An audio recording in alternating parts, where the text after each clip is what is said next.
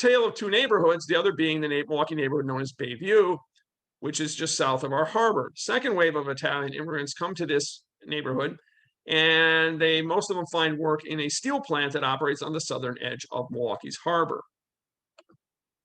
That's the steel plant on the left. You can see on the right, Lake Michigan, and then the other body of water with the ships is what we call the inner harbor. These Italians are different than the Third Ward Italians. They are unassimilated. They speak Italian. They work for very low wages in a steel mill, and most of what they get in wages, they have to pay the company back in housing, trapping them economically as their lack of English traps them culturally. As an Italian immigrant in 1903 said, I came to America because I had heard the streets were paved with gold, and I found three things. One, the streets were not paved with gold. Two, the streets were not paved at all. And three, I was expected to pave them. Oops. Anyways, this is a time of great disparity in wealth. Gentlemen, I'm sorry, I'm going to have to get out. This thing is advancing automatically faster than I can speak. I must have gotten the wrong one again. One moment, please. I'm sorry about this. Let's see if we can. Yeah, I'm going to have to get out. I just can't talk with this thing advancing at its own pace. Okay, let's go then not to slide view, but to reading view. Now, can you see this? No? Okay, then we'll go to screen share. And here we go. Let's share. And now I'm back. Okay. Hopefully now it will not advance. American working conditions are very poor. Let's see if I can go backward here. Okay, to what I missed. Here we go.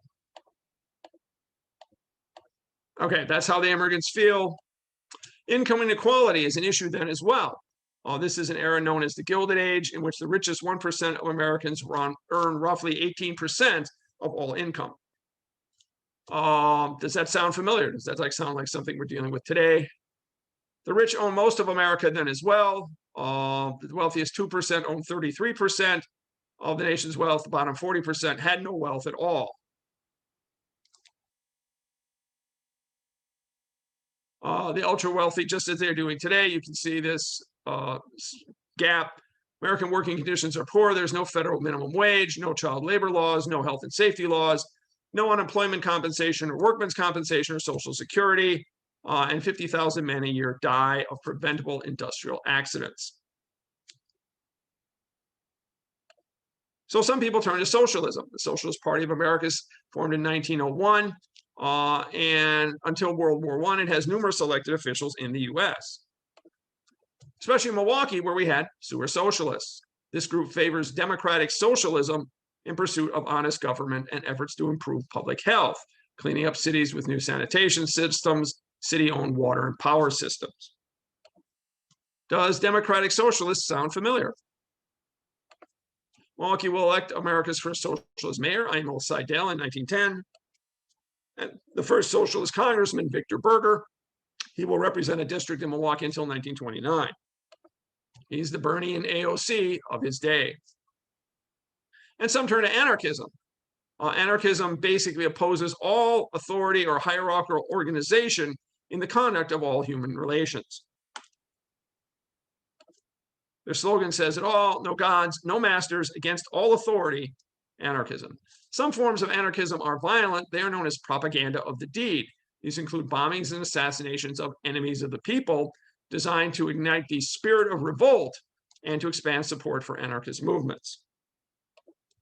And Luigi Galliani is the most vocal U.S. proponent of propaganda by the deed. He advocates the violent overthrow of government and institutions through the use of direct action, bombings and assassinations. He published a magazine called Cronaca Subversiva, or Subversive Chronicle. This is Luigi Galliani. Other anarchists agree. Numerous heads of state are assassinated by members of the anarchist movement, including the Tsar of Russia, the President of France, the Empress of Austria, the kings of Italy, Portugal, Greece, and President William McKinley. His assassin claimed to have been inspired by anarchist and feminist Emma Goldman. This is Emma Goldman, and we will meet her later in our story. So as a result, America passes the Immigration Act of 1903, also known as the Anarchist Exclusion Act. This is the first legislation since 1798 that calls for questioning potential immigrants about their political beliefs. The act bars anyone who disbelieves in or who is opposed to all organized government. There's an anarchist study group in Bayview. In the back room of Steve Zawick's tavern, there's about 13 of these guys, and 3 of them may have been subscribers to Galeni's Chronica Subversiva. This is the anarchist clubhouse in Steve Zawick's tavern. Then, what the heck? And this is the anarchist clubhouse today. It's still a tavern because in Milwaukee, once a tavern, always a tavern. This is the back room today. In 1917, it was the anarchist clubhouse.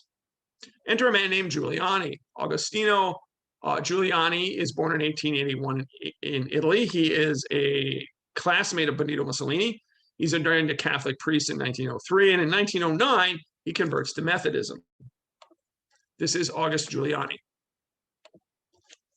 Brother from another mother, you be the judge. Because sexual misconduct by clergy is an issue then, he had to deny on the witness stand that he was driven out of the Catholic Church because of his rape of a parishioner, and he was later accused of having sexual misconduct in his Milwaukee congregation. He meets a woman named Catherine Eyrich. They return to the United States. They marry in 1911. They established a Protestant Methodist mission in the Third Ward, seeking to convert Italians to Protestantism, assimilate, learn English, and support World War I. This is Giuliani's church. That's him on the left, with his arms folded. The woman on the right, I believe, is Catherine Eyrich. Now, we know street corner preaching is pretty common in those days. Sorry, guys, I'm having a little trouble with these buttons. And boy, I hit it once and it advances a half a dozen ways. I'm really sorry. And Giuliani expands his mission to Bayview and finds he is not welcome. Goes to the corner of Potter and Wentworth. They set up their first Bayview revival meeting. This is 1 block north of the anarchist club. The anarchists come out. They threaten and heckle him. Giuliani and his group leave. Come back the next Sunday, September 2nd. Again, they have to leave because they're being harassed. Giuliani promises to come back, and Giuliani keeps his promise. He comes back on September 9th with 4 plainclothes Milwaukee Police Department detectives. Once again, the anarchists come out of their clubhouse. They confront Giuliani's group on this corner and tries to disrupt their meeting. The X you see marks the spot. This is the corner of Potter and Wentworth looking north. Yes, that's the corner where Giuliani is on. That is the corner where the police and the anarchists will meet. The Cactus Club is behind us and to our right. So they'll come marching up the street past the stop sign on your right and then cross the street. And this time people die. A detective tries to frisk one of the anarchists. 2 other anarchists open fire. There's a gun battle. 1 anarchist is killed. 1 is fatally wounded. And then 5 other people are wounded as well. MPD's response, round up the usual suspects. They launch a dragnet. They arrest a total of 57 people in the next 3 days. And they're hampered by the fact that no one on the force spoke Italian and none of the suspects speak any English. Headlines proudly announced that MPD will use the 3rd degree. And eventually 12 anarchists will be charged. 15 will be presented to the district attorney. 12 of them will be charged. 1 of them will die of his wounds. So the remaining 11 are set for trial. As his interpreter, the district attorney, Winfried Zabel, will choose August Giuliani because no one ever heard of conflict of interest. Zabel chose Giuliani to interpret for the 11 suspects. He is, in fact, the intended victim of the September 9th riot. The suspects had only their chief accuser to express themselves through, and they will later dispute much of what Giuliani said they said. This is District Attorney Winfried Zabel. He is a socialist.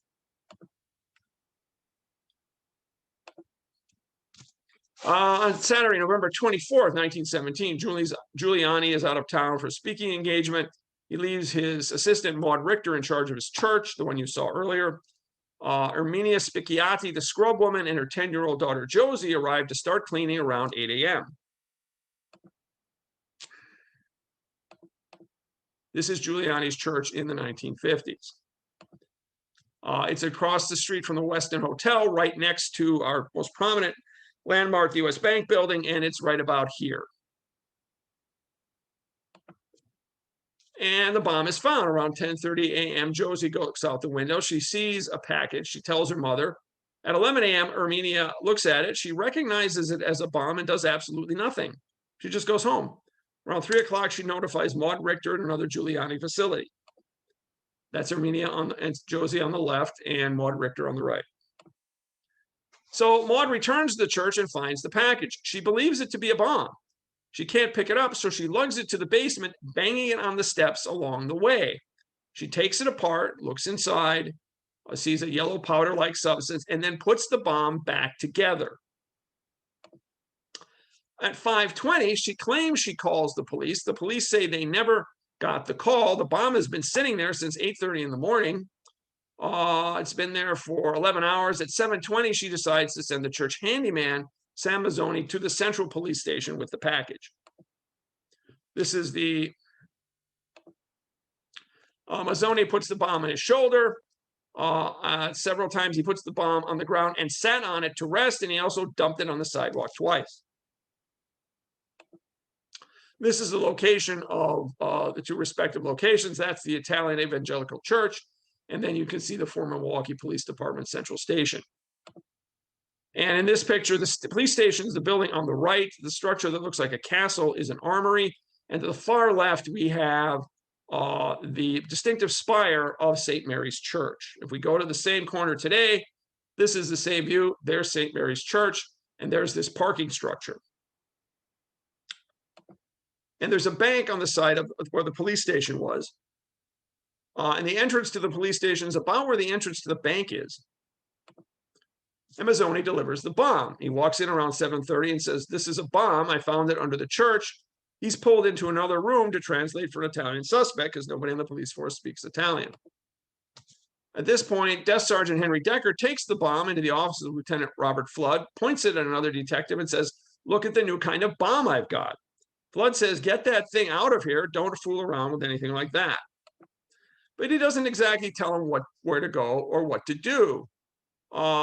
So Decker crosses the hall to the south side of the station on what is now the Wells Street side and carries it into the squad room or the assembly room. This is a diagram showing the floor plan of the prison. Right where, yeah, that's the main entrance hallway. That structure right there is Decker's desk, and then the assembly room is the room marked HA. Thank you, who's ever moving this around. That's a space marked office. In this picture, those two windows are the office. The next three windows to the right are the assembly room, and the other windows are the jail cells. Office on the floor plan would be in the foreground, and the assembly room would be located behind that on this patio area on the south side of the bank. Decker puts the bomb on a table. He summons the detectives. 6 of them come down from the second floor. They cluster around the bomb. Decker has the bomb between his legs and is trying to unwrap it. It's described as being around 20 pounds. Mazzoni said it weighed 35 to 40 pounds. It has a bottle on the top filled with an unknown brown liquid that burned a hole in his coat. Then a civilian named Catherine Walker ducks into the squad room to avoid encountering an officer she knew. She was there to complain about a problem with her former boyfriend. She's just inside the room, peeking out through the door, and the bomb is examined. 3 to 6 minutes have passed. Herman Bergen is in the corridor, and Detective Lewis Hartman is descending the stairs. As Karl Marx once said, history repeats itself. First is tragedy, second is farce. This time it's the other way around. First it's a farce, and then it's the tragedy because it explodes at 7:33 p.m. Blows out all the windows, the lights go out, blows holes in the wall, and basically it's a big explosion. The bomb would explode right about here, where this patio area is on the south side of the bank. It's very powerful. It's heard from miles away. One slug travels a full city block, punches through a bedroom window, and still goes fast enough to cut through an iron bedpost. Glass, plastering, clothing, arms, legs, papers cover the floor. From the ceiling swung loosened planks and the 2 blackened chandeliers. This is the assembly room after the blast. The white stuff on the side is the plaster that wasn't blown off. The dark stuff there is the lath underneath the plaster. This is the hole in the floor made by the bomb. It's deep enough to put the whole shovel blade into. Fred Kaiser's watch tells the time he died, 7:33 p.m. He's 39, married with 3 kids, had been an officer for 12 years. This is Fred Kaiser in his grave. Note the date of death. Detective David O'Brien, the guy who's been there for 20 years, he also dies. Dozens of his friends have to view the body before an identification could be made. This is David J. O'Brien. And his wedding ring is literally blown off his finger and is twisted and broken. Before people get out, Spindler, Stecker, Sehar, and Walker, because Detective Stout and Lieutenant Flood tried to rescue their colleagues, they're rushed to emergency hospital by ambulance. This is Charles Sehar. He's 45. He starts on the same day of the police force with Stephen Stecker. They're wounded while standing next to each other. Stecker's limbs were crushed to pulp. His body was mangled frightfully. And they die together. They arrive at the emergency hospital at 8:30. Stecker's declared dead at 8:40. And he leaves a widow and son. And then Sehar is declared dead at 8:45 p.m. This is Stephen Stecker and his grave. Edward Spindler is operating a switchboard on the second floor. A piece of shrapnel comes through the floor, passes between the seat and arm of his chair, enters his body at the waist, and exits through his head. He's on the phone with another detective when he hears a dull roar. We just had a little explosion here, and then the line goes dead. He dies in the ambulance on the way to the hospital. This is Edward J. Spindler. Oops, just a minute. Catherine Walker dies. She's just inside the doorway, and she dies on the ambulance. This is Catherine Walker. And the two of the officers from the September 9th Bayview incident are killed. Paul Weiler was the officer who tried to search the anarchist. The pieces of his revolver are twisted out of shape. The barrel is lost altogether. Templin had been one of the guys who'd suffered a minor wound, and he was mourning the recent deaths of 2 young children. This is Detective Albert Templin and Detective Paul Weiler. Plainclothesman Frank Castman also dies in the room. And Sergeant Decker is blown to pieces, literally. One newspaper account describes his remains as teaspoon size. Only one leg clad in uniform pants was recognizable. This is Sergeant Henry Deckard and his grave. 2 others are seriously wounded. Bergen and Hartman are in the hallway outside the closed door to the assembly room. One has a fractured arm bone, and the other guy takes a projectile through both calves. This is Hartman and Bergen. These are the dead being removed. Oops. And so CSI 1917 style, the chief chemist at Alice Chalmers says that the vial on the top of the bomb held sulfuric acid, which dripped onto a zinc plate. That generates heat. The heat ignites either cotton or black powder. Its maker had packed it with various metal objects designed to operate as shrapnel. This is the device. It's a pipe with 2 plates on the top, held together by bolts. And then you have this vial of sulfuric acid that drips down onto the zinc plate that ignites the gunpowder, which sets off the dynamite that's packed with slugs. When he says cotton, I think he means gun cotton. Gun cotton is also known as nitrocellulose. It is what they used to make old movie film out of. It's about 6 times more powerful than an equal volume of black powder. And this is gun cotton. Is this the yellow powder that Maud Richter saw? Bomb is sophisticated. The acid dripping acted as a time control, as perfect as a clock mechanism, as long as the bomb was not moved. Well, it's bumped down the stairs, taken apart, sat on, dumped on the ground, etc., etc. It was supposed to detonate around 8 a.m. Sunday during the church service. The officers are remembered at the Milwaukee Police Memorial at the Training Academy and on the side, a memorial on the north side of the Police Administration Building downtown. MPD's response, round up the usual suspects, part 2, the sequel. Despite mass arrests, the case is never solved. After the dead and dying had been carried out, the first order of business was to round up battalions. They arrest 44 people, but nobody knows anything, and the case is never solved. Now, these are the deceased on the right and the charged on the left. These are the Bayview 11 anarchists. The woman in the center named Maria Nardini was thought to be the ringleader. I'm not going to go into them too much, because as if we didn't have enough tragedy, now the lawyers get involved. Trial for conspiracy to commit first-degree murder begins on November 30th, 6 days after the bombing. Defense counsel William Rubin was Zabel's law partner at one time and would be again. Giuliani is again the interpreter. It's felt that the trial was marked by misconduct by both Zabel and Backus, and that many of the defendants were found guilty due to prejudice from the November 24th bombing. This is Judge August C. Backus. I once, by total coincidence, had dinner with his grandson, and the grandson explained his father's decision. His father is German American. More than 4,000 German Americans are in prison when World War I starts, one of whom was my grandfather. German American socialists had actively campaigned against entry into the war, and Backus had to be careful of being accused of being un-American. Trial is not exactly Lincoln Douglas debates. Zabel calls Rubin a contemptible pup.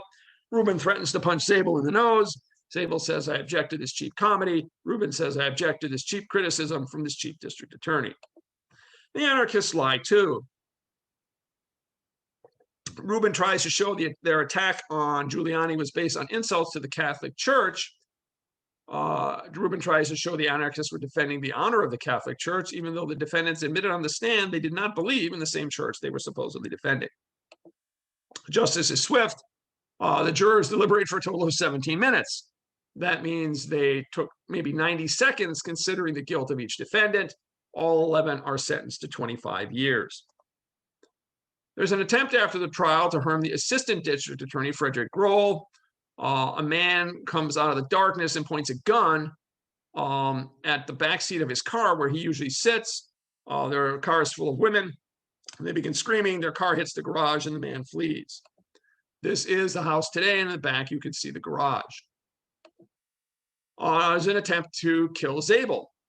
Anarchist Ella Antolini goes to Youngstown, Ohio. She's given 36 sticks of dynamite, which she is to deliver to Chicago, where it'd be taken to Milwaukee to retaliate.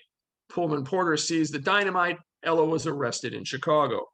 This is Gabriella Antolini, also known as the Dynamite Girl. Oops. Ella doesn't talk, but she sends a letter to Youngstown, which is intercepted by the FBI. Special Agent Rain Weston Finch conducts an investigation, and several suspects who are Gallienists will be arrested. Ella will share a prison cell with Emma Goldman and learns to sew in prison, both of which will be important later on. The Bureau of Investigation, or FBI, determines who gave her the dynamite, a guy named Mario Ruska. Shows her a black leather grip.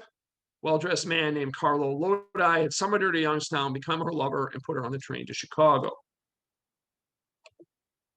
As a result of his investigation, the FBI raids the Chronica Subversiva office in Massachusetts in 1918. They find letters written by Mexico by Carlo Lodi, another man using the alias Nasos, meaning big nose, indicating Nasos is going to plant Ella's dynamite. A September 1917 letter said that they would remain in Mexico until unspecified plans had been completed, and then they would plant the poof, by which they mean bomb. There's another attempt to kill Zabel, April 15, 1918. There's 2 unexploded bombs outside his home, one on each side. One of the bombs was a duplicate of the one that destroyed the police station. This is Zabel's house today, 2159 North Sherman Boulevard. Their idea of a bomb disposal is they put them in a tub of water for 72 hours, and basically it's the same thing I described earlier. Steel cylinder, 6 inches in diameter, with 6-inch plates on either end, attached by 4 long bolts. Inside were layers of soft dynamite, which I believe means gun cotton. And then you have the vial of sulfuric acid stuffed with cotton attached on top of the device. Well, anarchist Emma Goldman hires Clarence Darrow, the famous lawyer, to appeal the Bayview 11 verdicts. And as a result, the Wisconsin Supreme Court finds 9 of the 11 not guilty. 2 of them didn't do anything. 5 of them could only have been guilty of a misdemeanor. 2 of the remaining 4 were not guilty of conspiracy and could be retried, and only 2 convictions are allowed to stand. Enter Madison's own attorney, Dean Strang, with his most famous client, Stephen Avery. Strang wrote a book about this case because of his personal interest. He lived on the same block where the initial shooting happened, in a house in which some of the Italians were arrested. In 1922, while running for re-election, Zabel is accused of graft and corruption. He asked for a special prosecutor, a special grand jury. One of the witnesses questioned was Frederick Grohl.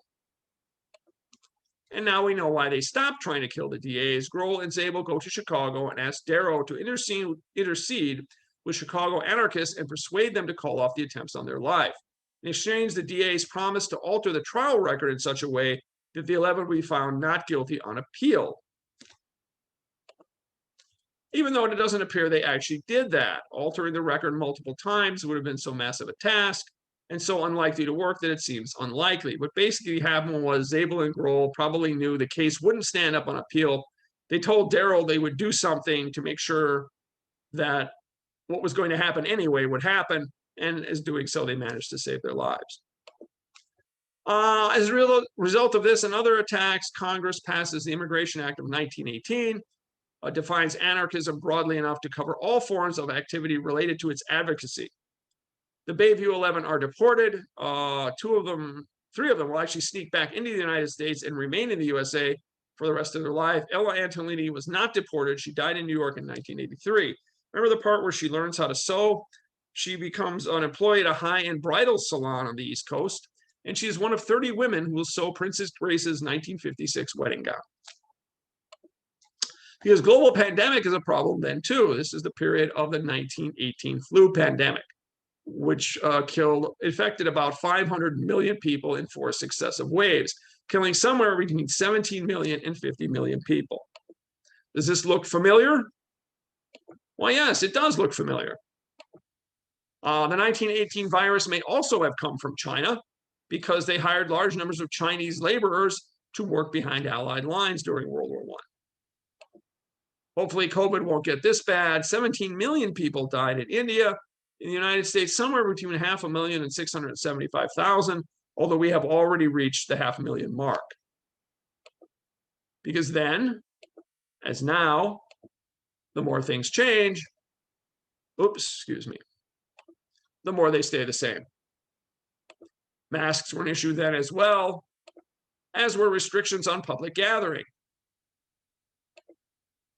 In April 1919, someone tries to kill 36 prominent Americans. Booby-trapped, dynamite-filled bombs were mailed to a cross-section of prominent politicians and appointees. They were supposed to be delivered on May 1st, May Day, the International Day of Leftist Revolutionary Solidarity. Does that sound familiar? Because a few years ago, somebody mailed bombs to all of these people. They're described, they're stamped Gimbel's brothers. It's a cardboard box with a stick of dynamite. Another small vial of sulfuric acid. Where have we seen that before? Along with 3 blasting caps. If you open the end of the box marked open, the acid drips onto the blasting caps, which then detonates the dynamite. However, the people who sent this are both extremely dangerous and extremely inept at the same time. They forgot to put enough postage on it. All but one of the bombs, the one that exploded, ended up in the dead letter office and were never delivered.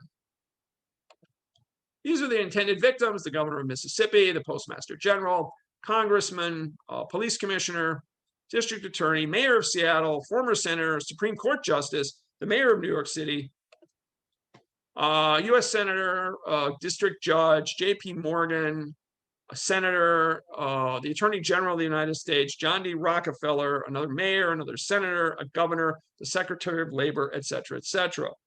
In this list, the name appears that identifies who sent the bombs. And who would that be?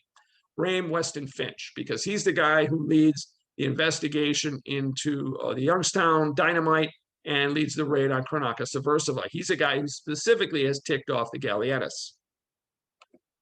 Well, if at first you don't succeed, use a bigger bomb. On June 2nd of the same year, 9 large bombs detonate simultaneously at the homes of government officials who had alienated the left.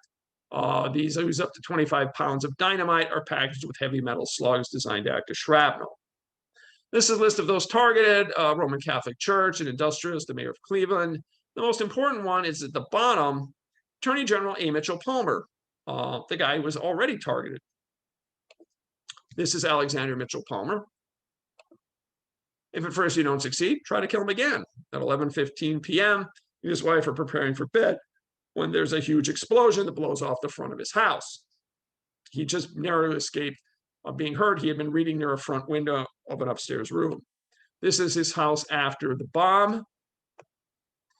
And this is when history almost changed, because Franklin and Eleanor Roosevelt live across the street. They're walking toward their house just moments before the explosion. Had they been 10 or 15 seconds earlier, they probably would have been killed. and parts of the bomber's body land on their roof and doorstep. This is Franklin and Eleanor Roosevelt. Imagine American history without them. Their idea of an expert witness in that time is to take a large segment of the bomber's scalp, which is found on the roof of FDR's house, to a French hairdresser. Scalp is mounted on a long wooden block. The hairdresser said the man was Italian and 26 to 28 years of age, which would later prove to be completely accurate. The police put the pieces together literally. It's a tall young man with abundant curly black hair. He's rather neatly dressed. He had traveled from New York to Philadelphia and then from Philadelphia to DC. The Palmer bombing is shown in the movie J. Edgar, starring Leonardo DiCaprio as a young J. Edgar Hoover. In the meantime, Galliani is deported not because of any specific connections, but because he is a resident alien who advocated the violent overthrow of the government. Race riots were a problem then. This is known as the Red Summer of 1919. Hundreds of people are killed as a result of anti-black, white supremacist terrorist attacks in more than 36 cities. Happens is white men go to Europe to fight in World War I. They come back, find their jobs have been given to black men who are willing to work for less money.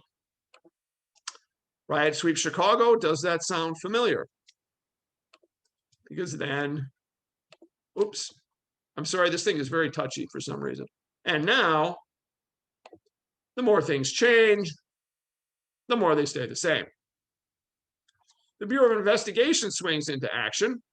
It's a fledgling agency with a mission beyond its capabilities. Most people don't even know it exists and are frequently confused with the Secret Service. This will later be renamed as the FBI, but then it's just known as the Bureau of Investigation. Because they're not actually cops. They're the federal government's private detective agency. They don't have arrest powers. They're not authorized to carry firearms. They don't have any automobiles. Agents had to take public transportation, and their jobs are political patronage to be dispensed by politicians. These are Bureau of Investigation credentials.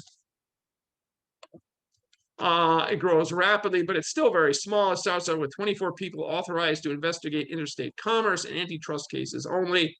Its high prior to World War II is 1,028 people. The investigation is headed by William Flynn. He is a former policeman. Palmer calls him the greatest expert in anarchist circles of the United States. He shows particular interest in Galliani. This is Flynn, director of the BOI. J. Edgar Hoover is promoted. He had been a young assistant in the alien registration section. He's in complete charge of planning the attack on radicalism during the summer and fall of 1919. This is J. Edgar Hoover. He is a progressive by the standards of the day. Each one of these bombs that exploded was delivered with a flyer entitled Plain Words. It's a 7 by 11-inch piece of pink paper. It says things like, there will be bloodshed, we will not dodge, there will be murder, we will kill, we will destroy to rid the world of your tyrannical institutions. This is the Plain Words leaflet. You can see it's fairly lengthy. The leaflets are traced to a print shop employing Andrea Salcido and Roberta Elia. They're arrested and kept in the BOI offices in New York City, where they're interrogated by Flynn personally for 8 weeks. Both admitted to printing the Plain Words leaflets and giving them to an anarchist named Nicola Recci. This is Nicola Recci. And Salcido dies in custody. His body is found on the pavement. He had fallen, jumped, or was pushed from a 14th floor window. Nobody's exactly sure what happened. The anarchist said the BOI pushed him out the window. The BOI says that makes no sense. Salcido may have felt guilty, or Elia may also have killed Salcido. This is Andrea Salcido. Well, Palmer's response to the bombing of his house, round up the usual suspects, the trilogy. He launches the Palmer raids. In 1919 and 1920, somewhere between 5,000 and 10,000 people were detained. We don't even know how many. Many were American citizens who had nothing to do with the organizations targeted. They just arrested people in the same building. And detained immigrants are kept in controversial conditions. It's so bad in Boston, one guy kills himself, one goes mad, and others died of pneumonia. They're held in cells in the winter in Boston Harbor with no blankets or mattresses. These are the Palmer raids. Things were really bad in Detroit. 800 people are kept in a 5th floor corridor with no windows and only one toilet.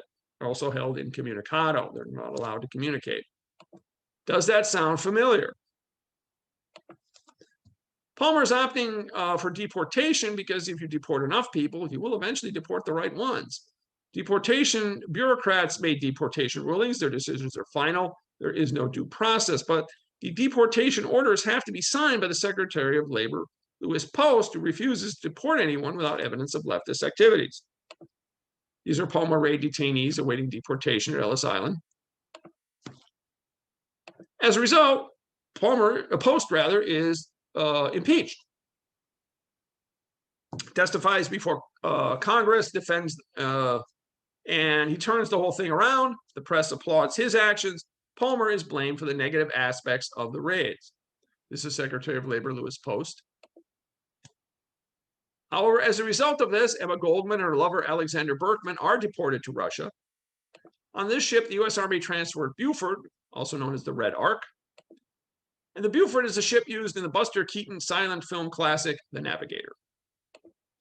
The ACLU is formed as a response to the Palmer raids in 1920. And it documents government abuses. And Palmer, once seen as a likely presidential candidate, lost his bid to win the Democratic nomination for president. Palmer, like the other Giuliani, runs for president on an anti-terrorism platform. Joe McCarthy's Red Scare was actually the second Red Scare. These bombings and other events lead to the first Red Scare, 1919-1920, due to the actions of various foreign and leftist elements, especially followers of Luigi Galleani. This fuels a general sense of concern in America. This is a cartoon showing how Americans think of the first Red Scare. There's an anarchist waiting to stab Lady Liberty in the back. As a result, the second Ku Klux Klan is formed in 1950. They organized to declare themselves the defenders of Americanism.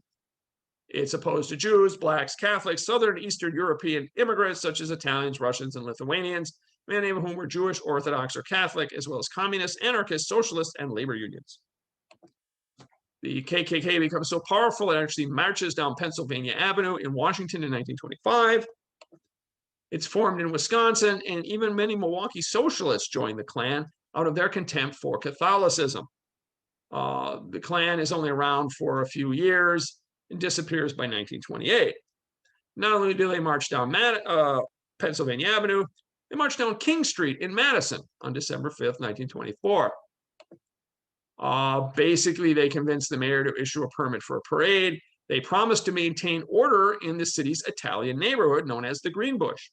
Many people in Madison believe only the Klan could rid the city of crime and criminals because basically Madison confuses the KKK with Superman. Meanwhile, Massachusetts police are investigating a robbery homicide in Braintree, Massachusetts. 2 shoe company employees are killed while transporting the company's payroll. 2 robbers seize the payroll boxes and escape. These are the 2 men in question who were arrested for it, Nicola Sacco and Bartolomeo Bonzetti. Who are they? They are Italian-born American anarchists who are convicted in this crime. They become the center of one of the largest cause célèbres in modern history. Sacco and Vanzetti is the OJ case of its day, only it goes on for 7 years. They have an accomplice named Mike Boda who escapes. Sacco and Vanzetti are indicted on September 14th, 1920. And Wall Street explodes 2 days later, September 16th, 1920 at 12:01 p.m. There's just a huge explosion. Fire-packed air smashed against building, burned through the lunch crowd, knocked buyers and sellers off their feet. The headline sums it up. Crash out of blue sky. Death comes. Wall Street is turned into shambles. Excuse me. Occurs here on Wall Street at Broad Street. This is the Morgan Bank at 23 Wall Street. Wall Street is to the left here. We're looking east down Wall Street. The bomb site today is in front of this building with the arches. It's right next to Federal Hall, where the first Congress met and where George Washington took the first oath of office as president. And who owns the building next door? Donald Trump. This is the Wall Street scene after the explosion, or as I refer to it, the crime scene from hell. Everybody's just sort of wandering around. Looks like a World War I battlefield. There's bits of dismembered body parts all over the place. In front of a cigar store, a clerk sliced at 3 men with his knife. trying to cut away their burning clothing. This is the cigar store. Bomb kills the people it's meant to liberate. The total is 40 dead and 143 seriously wounded, and most are just working class people. Clerks, salesmen, drivers, part of the working class. Wall Street bombing is the worst terrorist bombing until Oklahoma City in 1995. One man narrowly escapes death. He comes out of the subway, and the blast knocks him to the ground. He gets up and runs over to Wall Street, sees people running around with blood coming down their faces. The man in question was Joseph Kennedy, patriarch of the Kennedy family, seated here in the middle in the dark suit with the young Ted Kennedy on his lap and John Kennedy standing behind him. If he'd been killed, imagine American history without the Kennedys. This is the crime scene looking west. You can see Trinity Church in the background. Note the disturbed pavement in the lower right corner and the remains of the wagon over here. So it's time for CSI 1920 style. Some clues are obvious. The wrecked car on Wall Street. By the end of the day, the owner is located and determined not to be involved. This is the car after being set upright. That's the Morgan Bank in the background. Notice all the windows are gone. And some clues are small curved pieces of metal from buildings and from victims' bodies that go as high as 38 stories. And this is what they look like. They uncover about 150 pounds of these things. And they turn out to be window sash weights. They were apparently put in the bomb to act as a form of shrapnel. And in fact, scars from these slugs are still visible today on the Morgan Bank building. These are the slug impact craters. Just how big is it? It's about this big. It's about the size of your hand. So the New York City Police Department recovers the remains of the wagon. This has been more thoroughly destroyed than any of the other objects, so it leads to the conclusion it was near the blast. This is a picture of the wagon up against the building. The steps in the background go up to Federal Hall. 1993, the FBI reconstructs the vehicle-borne improvised explosive device because they recover a piece of it. And in 1919, they reconstruct the wagon, which is never traced. Flynn arrives, he takes charge. He believes the Gallienists are responsible, and the motive for the bombing was for the prosecution of Sacco and Vanzetti. And flyers are found. 5 of them are found 3 minutes before the explosion. The next day, Flynn gets them. This is what they look like. We will not tolerate any longer the American anarchist fighters, free the political prisoners. These leaflets tie the Wall Street bombings to the June 2nd, 1919 bombings. Inconsistency of misspellings indicates there's 2 people. The driver abandons the wagon on Wall Street, walks 4 minutes to Cedar Street, and drops them in the mailbox. In 1993, the FBI has a piece of the World Trade Center car bomb. In 1919, they have pieces of the horse with that object laying, and they have the horseshoes. So they have horseshoe CSI in 1919. The horseshoes are marked, indicating they had recently been put on the horse. And so this is a reward poster on the left, and you can see one of the horseshoes on the right. It says JIU and NOA on the lower right prong there. And they find the farrier in October. The guy doesn't come forward.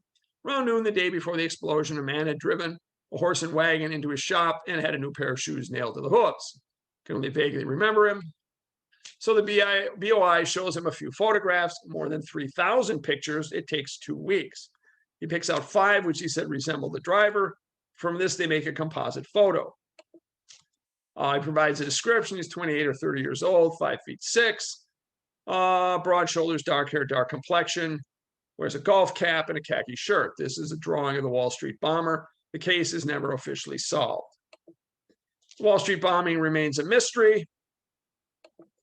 Eventually, in 1944, after a series of wild goose chases after red herrings down blind alleys, they returned to Flynn's original conclusion. The work was the order of Italian anarchists. Well, okay, this thing is advancing on a mag just a minute. Until 1921, the president of the United States is Woodrow Wilson. He had been a liberal progressive Democrat who'd been a lawyer and a professor. He was one of the founders of the progressive movement. And both he and Obama were liberal progressive Democrats who had been lawyers and college professors. He addresses income inequality by raising income tax on incomes above $3,000, which only affects 3% of the population. They'll raise the top income tax rate to 15%. Prior to this, there had been no income tax because all three of these people want to raise taxes on the rich. Wilson was replaced by Republican Warren Harding. He was one of the most popular U.S. presidents to that point. After his death, a number of scandals erode his popular regard. He's often rated as one of the worst presidents in historical rankings. Harding is accused of corruption. Two of his cabinet members will be tried for corruption. After his death, his mistress will rightwards consider the First Kiss and Tell book. She had been mistress all during his presidency, naming him as the father of their daughter. One famous passage told of their having sex in a coat closet in the executive office of the White House. Both are Republicans accused of corruption and sexual misconduct. And Nan Britton was the Stormy Daniels of her day. Woodrow Wilson contracts the 1918 flu. He became psychotic, suffering hallucinations and delusions. This may have changed the course of history. His illness weakens him so that he fails to insist upon many of his more idealistic ideas, setting the stage for World War II. Sound familiar? Donald Trump also got COVID, got the pandemic of his time. Wilson minimizes the 1918 flu because he wants to keep the war going. He wants to keep morale up during the war. National public health leaders say things like, this is ordinary influenza by another name. Does that sound familiar? So I'll said it before, I'll say it again. The more things change, the more they stay the same. So who done it? Enter Professor Paul Avrich, the son of anarchists. He becomes the leading authority on American anarchism in this period. His parents were anarchists, and he is sympathetic to them, and he wants to challenge the portrayal of anarchists as amoral, and violent. He becomes a trusted colleague. This is Professor Avrich, and he will discover who is responsible for all of the crimes we have listed. Drum roll, please. This man, Mario Buda, also known as Mike Boda, the associate of Sacco and Vanzetti, Mario Rusca, the guy who gave the dynamite to Antolini, and Nassos, the guy who wrote the notes from Mexico. Who is Mario Buda, excuse me. He's an Italian anarchist. At 15 years of age, he was arrested for robbery. He immigrates to the USA in 1907, where he discovers the streets aren't paved at all, and he's expected to pave them. He leaves, comes back in 1913. He's a small man, 5'2", 120 pounds, and a large nose that earned him the nickname Nassos, or Big Nose. He's associated with the Gallienists and with Cronaca Subversiva. He's a very quiet man, never says much of anything. He's radicalized in America by Sacco and Vanzetti. He describes them as the best friends I had in America. He attends the anarchist group of Luigi Galliani and devotes his free time to the organization of free Italian anarchist schools. He goes to Mexico with Sacco and Vanzetti. About 50 or 60 members of the Gallienists will flee to Mexico to avoid military service. These people will apparently become the hardcore of the Gallienist movement, and they will be responsible for pretty much all the bombings that we have previously discussed. They return from exile to avenge the Bayview 11. Buda crosses the border, travels to Chicago, and plans are laid to avenge the death of their comrades in the shootout in Milwaukee by planning the bomb at Giuliani's church. Buda and his accomplice, a man named Carlo Valdenoce, plant the bomb outside Giuliani's church that ends up exploding the police station. Who is Carlo Valdenoce? He's an Italian anarchist as well. He is cheerful and outgoing. He's extremely well-dressed, and he has thick, dark, wavy hair. Where have we seen that before? This is Carlo Valdenoce. And according to Avrich, Buda and Valdenoce retaliate for the trial of the Bayview 11. They decide to retaliate against the prosecutors. They hatch a new scheme of retaliation. Together with Buda, Valdenoce works out a plan of revenge against the Milwaukee prosecutors. It is Buda who gives the dynamite to Ella Antolini, and it is Valdenoce who summons her to Youngstown as a one-night stand with her, puts her on the train. Valdenoce tries to blow up Zabel's house the second time, or on April 15th, the attempt is made to blow up the house of D.A. Zabel. A day or two later, he returned to Massachusetts. The Gallienists do the 1919 mail bombs, the work of a small group centered in New York and Massachusetts. The physical preparations are left to people like Valdenoce and Buda. They chose their enemies with the utmost care.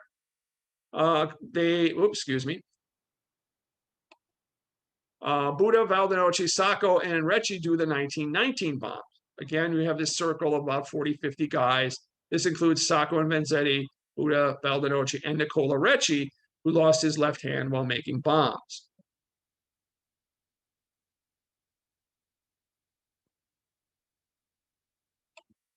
That's Nicola Recchi in later life. Note his missing left hand. And they distribute the bombs for the June 2nd, 1919 bombings. Chicago was to have been the scene of a bombing, Judge Landis being the likely target.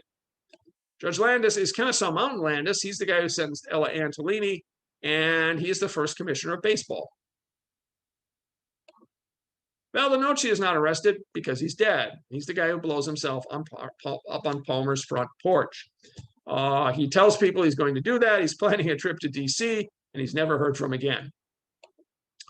According to Averich, Sacco and Vanzetti are not completely innocent of the charge of the holdup. They've for many years been portrayed by the left as Italian working men who are just more or less selected at random, but they are hardcore Galleanists. They carry guns. They've gone to Mexico.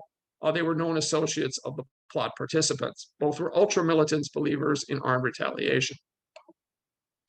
According to anarchist Charles Poggi, Buddha and Sacco did the Braintree holdup. Buddha said that Sacco took part in the Braintree holdup, and it seems Vanzetti did not. Buddha would say money, we used to go and get it where it was, meaning factories and banks. Buddha narrowly avoids arrest with Sacco and Vanzetti. When the police pull up, he's eating his breakfast, and he runs out the back door. He remains undercover. When he hears about the arrest and indictment of Sacco and Vanzetti, he returns to Boston, began to prepare a response. He's the guy who does the Wall Street bombing. Buddha says he remained at the scene of the bombing, but was neither arrested nor questioned.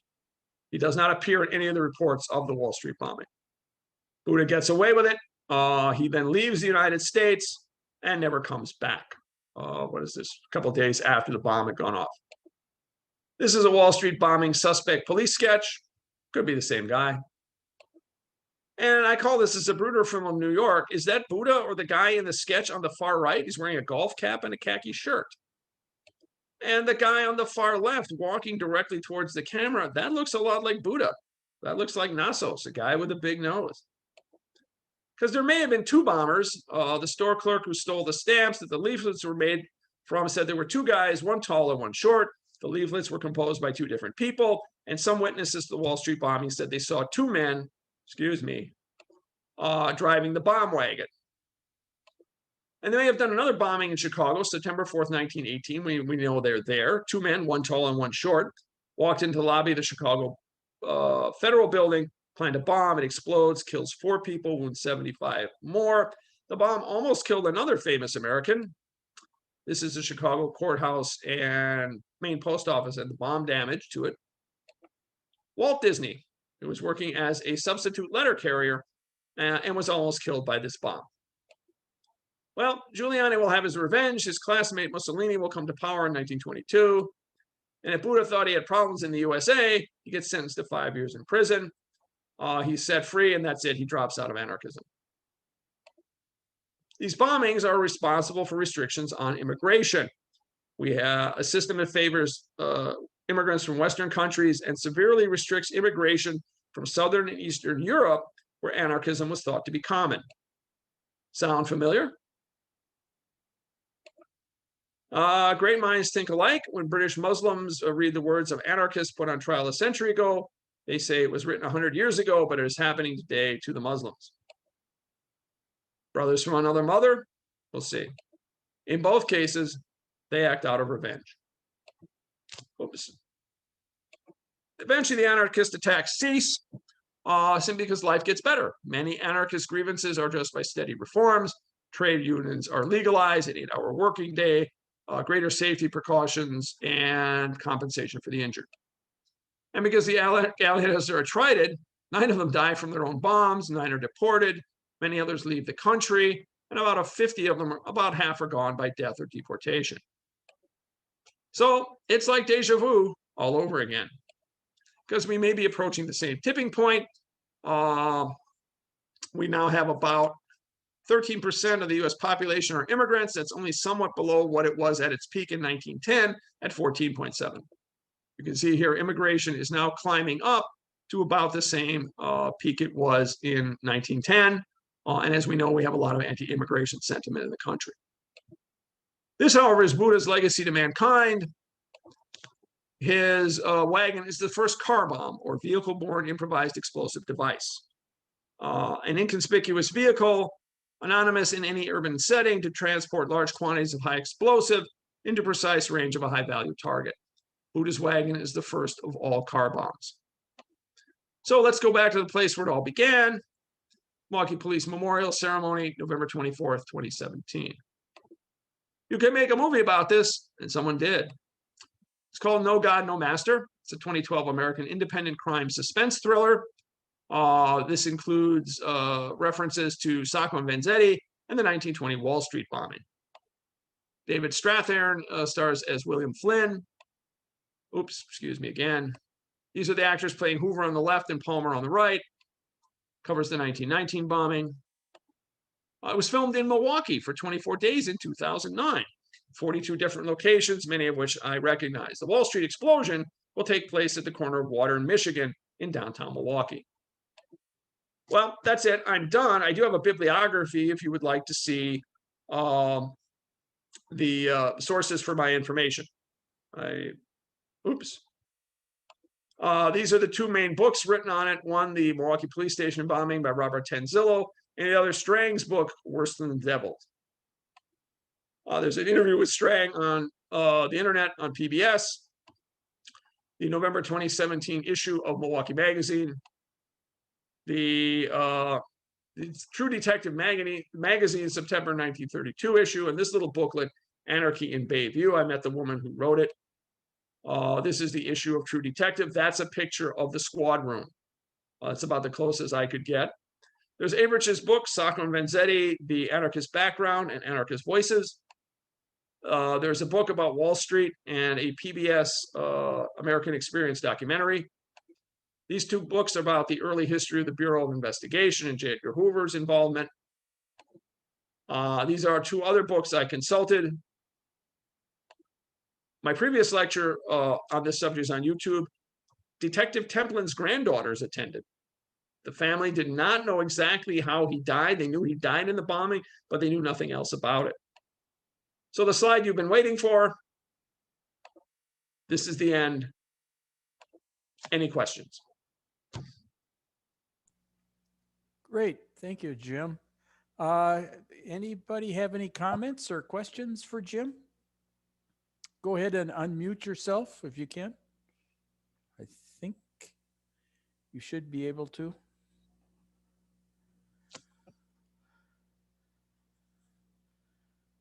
Anybody have any questions? Okay, well, I'm sorry if I bored the heck out of you. But, no, it's extremely. So, what book would you say if you wanted to try to? Would you best recommend that as far as following this together? Well, it's no one book covers all the subject matter. Okay. The books that cover the actual bombing itself, Tanzillo's book may be the best for the bombing. It's the shortest. Strang's book is a lot longer. He goes much more into the trial, the appeals.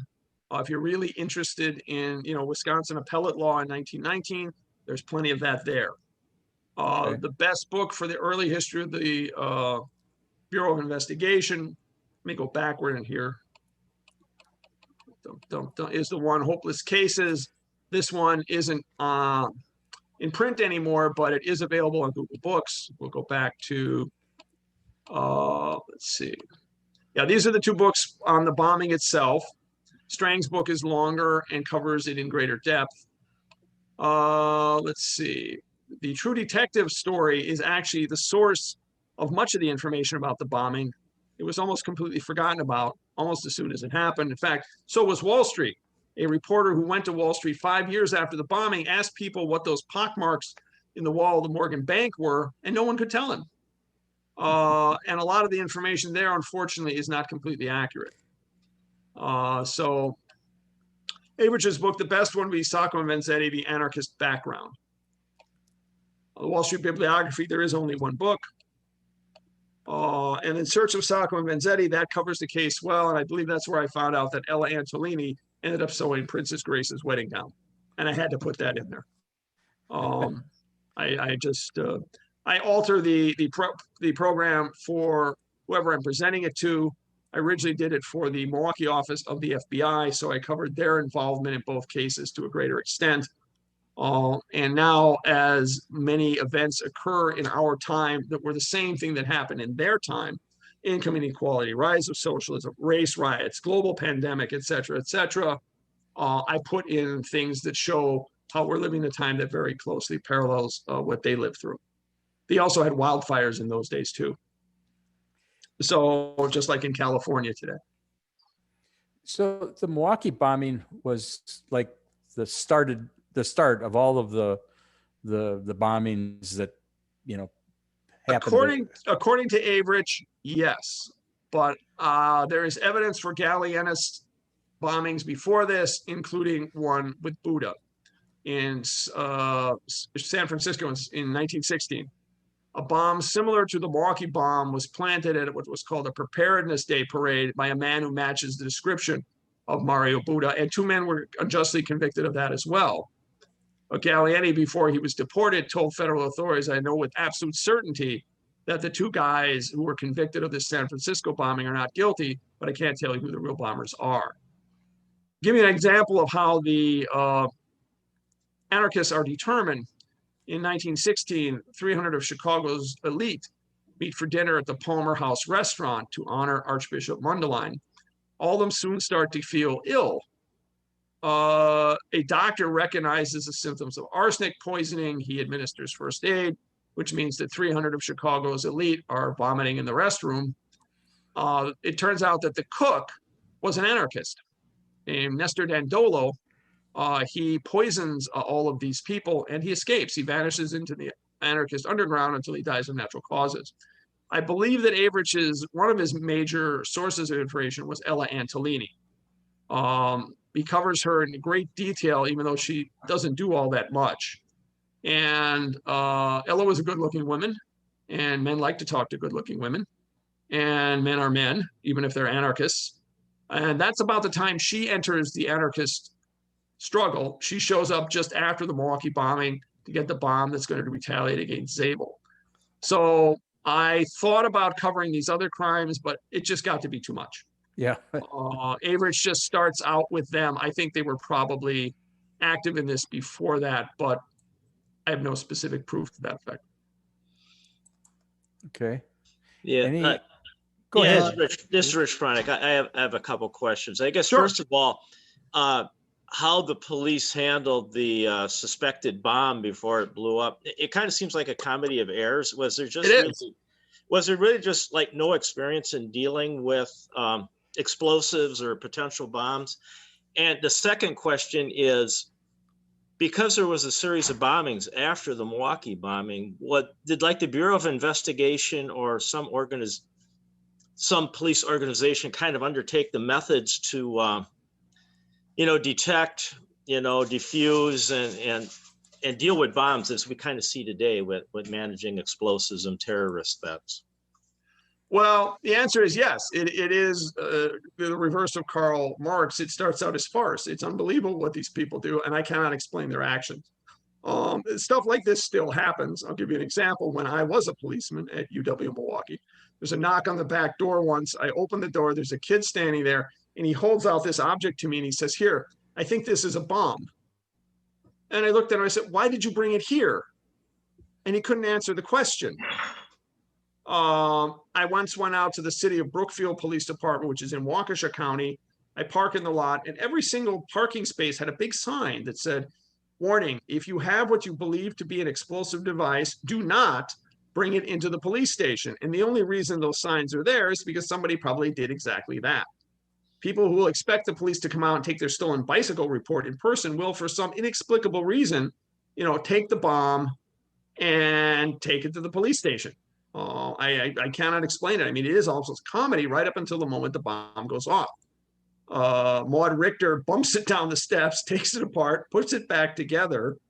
Sam Mazzoni drops it on the sidewalk and then sits on it. And then they get it to the police station, and Deckert is, running around showing it to people, going, "Look at the new kind of bomb I have." It's in terms of other law enforcement agencies. Again, the Bureau of Investigation at that time is very small. None of these crimes are really federal crimes. The killing of the Milwaukee policeman was not a federal crime. Terrorism is not a federal crime.